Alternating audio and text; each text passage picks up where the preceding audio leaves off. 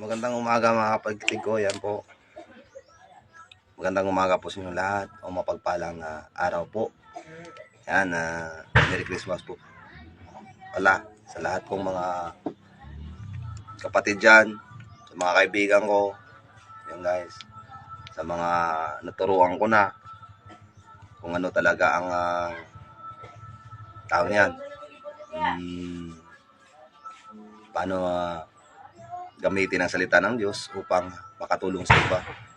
At paano ito magkabis at makaroon ng kapangyarihan ang salita ng Diyos.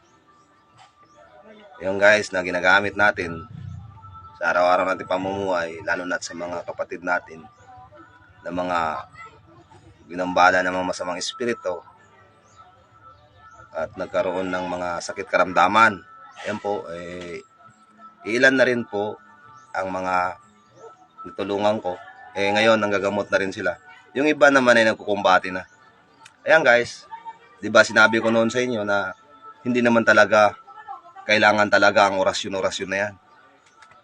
Sapagkat kung hirang ka talaga, pag nasa iyo ang puso ng pagiging hirang, kahit sa Tagalog lang naman o anong usal yan, gagana yan. Kahit nga ako, kung nakikita niyo yung mga video ko sa pagpasanib ko sa True Combate, hindi ako nag-orasyon doon. Kahit tingnan nyo talaga lahat ng aking na-upload na mga video dyan, kahit sa mga pamurosa ko lang, wala talagang hindi nyo talaga ako maririnig na nag-orasyon. Bakit gumana? At saka yung mga tinuruan ko na rin, gumana naman. Kahit hindi naman nag-orasyon, yung mga pamarusa nila. Pag sinabing apoy, automatic yun. Ayan guys, inulit ko po, yun. Kahit nakikita nyo lang pag sinabing kidlat, kidlat lang. Walang orasyon, bakit gumana naman?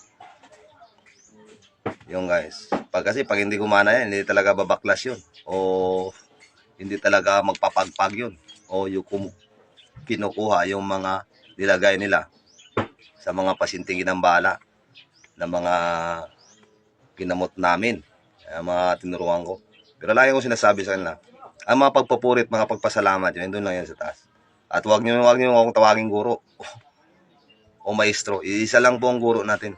Only one lang, si Jesus lang po yun. At wag, sabi ko sa kanila, kasi yung mga tinuturuan ko talaga ay pinapagalitan ko yan. Pag sinasabing lang idol, bawal sa akin tawaging idol. Bawal din sa akin tawaging maestro. Pantay lang po tayo sa mata ng Diyos. Yun. Sabi nga naman ni Soriano, ni Pastor Soriano, kung sugo ka ng Diyos, tinanggap mo walang bayad, ituro mo na walang bayad. Kahit naman gamot ako, wala namang bayad yun. Ayan guys, tawag yan. Shoutout po pala sa mga kaibigan ko, kay Bro Gilbert,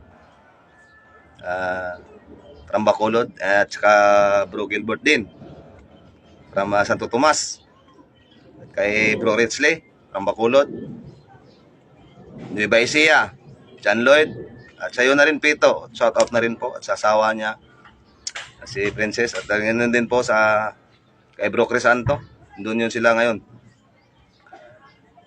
Sa Nueva Ecija, shout out sa inyo mga bro. Yan, pasensya na kayo kung minsan hindi po ako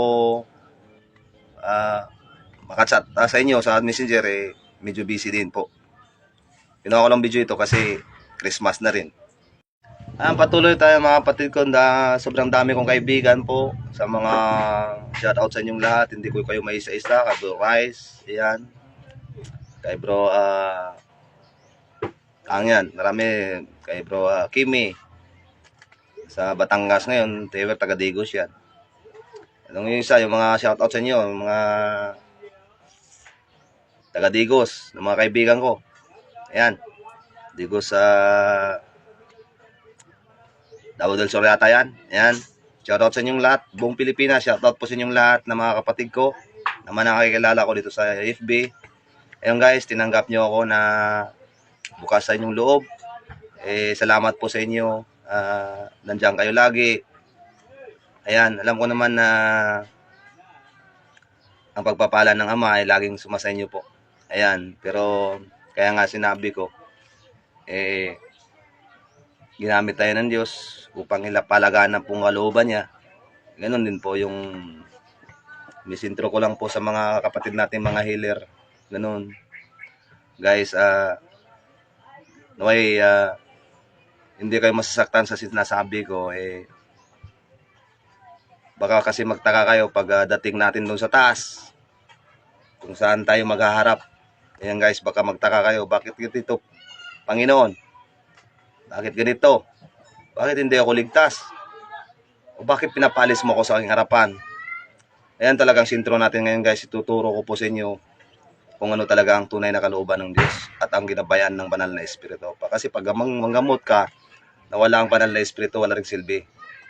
Kaya guys, baka sa araw na pong doon tayo sa taas, magtaka kayo.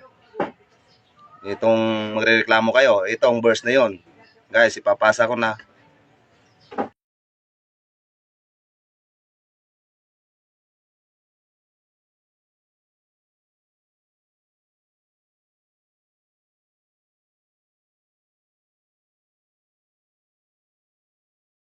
So ayan mga kapatid, nabasa nyo na nga.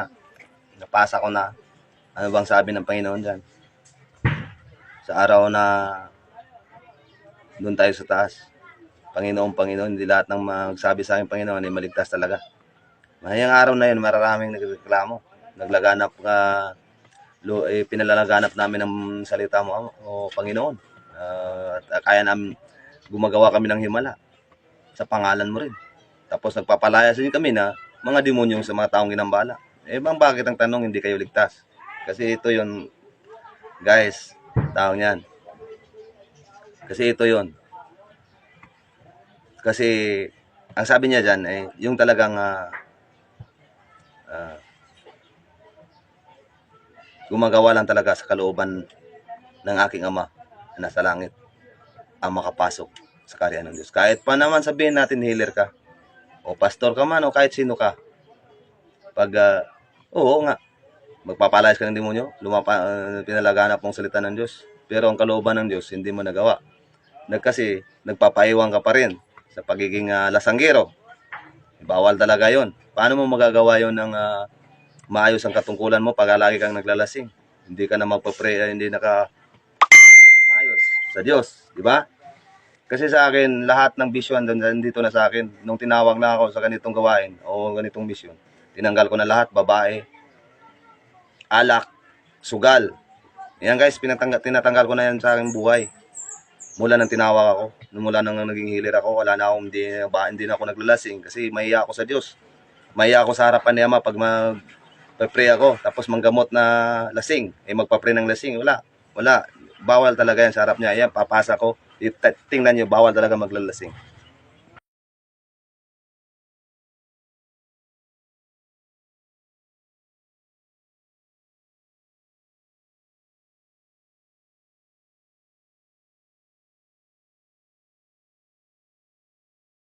So ayan nga mga kapatid, ayan po. Napasa, nakita nyo na, bawal talaga maglalasing kasi templo ng Diyos ang ating katawan. O ating mga, anong parte natin katawan ay templo ng Diyos yan. Templo ng banal na Espiritu. Na siyang ating mahal na Diyos. Guys, pag lalasing kayo, paano nyo na magagawang tungkulin nyo bilang sugo? Di ba? Ganun yun eh. Hindi nyo magagawa ang kalooban ng Diyos pag lagi kang naglalasing. Mahihiya rin po tayo pag lasing tayo na nag-pray sa ating Ama. So meaning na, wala na talaga ang banal na Espiritu dyan sa'yo. Mambabae ka pa. Diba? Napasa ko rin sa'yo yung binawalan tayo ng mambabae. Kung nakikiapid yan, bawal yan eh. Pero ginagawa nyo pa rin. Kaya nga sabi ko, pag dating ng panahon, nandun na tayo, magharap na tayo, sabihin na talaga ng Diyos sa harap nyo. Kaya kayo, nagsabi kayo, Panginoon, ba't hindi ako ligtas? Papalayas naman ako ng demonyo sa pangalan mo. Marami rin akong natulungan sa pangalan mo. Pero pag sabi ng Panginoon, alis ka sa harapan ko, hindi kita kilala. Ganun yun. Kasi hindi natin nagawa ng maayos ang pagiging tungkulin natin na magiging sugo. Lalo na yan sa mga kapatid natin ng mga nanggamot na nagpapabayad. Impyerno talaga bagsak nyo. Tandaan nyo yan. Kasi tinanggap natin ang pagiging sugo na walang bayan. Dapat tutulong natin yan sa ating kapwa na wala ring bayan. Nasa kanila mabigay man o hindi, at least ginampanan natin ng maayos ang ating mga misyon o ang ating pagiging sugo. Pero sa iba ngayon, nakikita ko, pero wala rin akong pakialam kasi buhay niya yan. Itong akin sa akin lang, di-share ko lang po sa inyo, naway makikita naman ang kalooban ng Diyos o kalooban ng langit sa pangagamot nyo. Pero wala, kayo lang, nag-aaway na kayo. Marami talagang hindi sumunod nakasunod.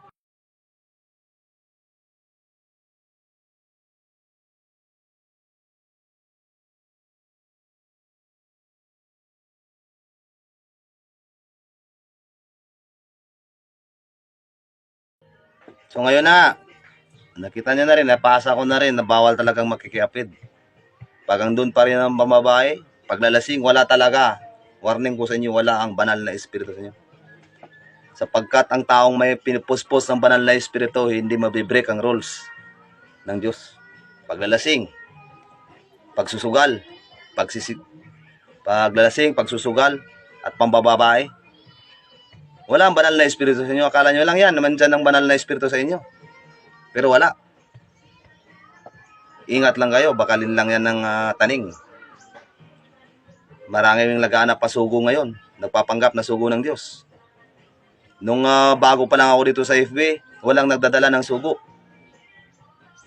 Ako lang, sapagkat alam ko doon ako galing sa taas, 3 beses. Maniwalat kayo sa hindi, wala ko rin kayo pakialam sa inyo. Naging sugo ako kasi yun ang sabi ng Panginoong Isus. Sabihin mo pag may magtanong, sugo kita. O sugo ka ng Panginoong Isus. Ngayon, ang dami ko na nakikita. Marami na nagpanganggap na sugo. Pero ang problema, yung gawa nila, hindi kalooban ng Diyos. Kalooban ng langit, hindi.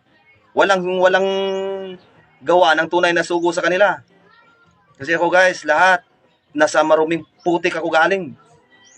Ilang basagulero rin ako.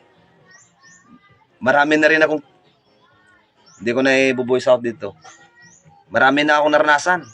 Trouble, babae, lahat. Lahat na ng bisyon dito sa akin. Kaya nga, doon naging, lahat na ng bisyong yan. Hindi na natin pag-usapin, malalim na yan.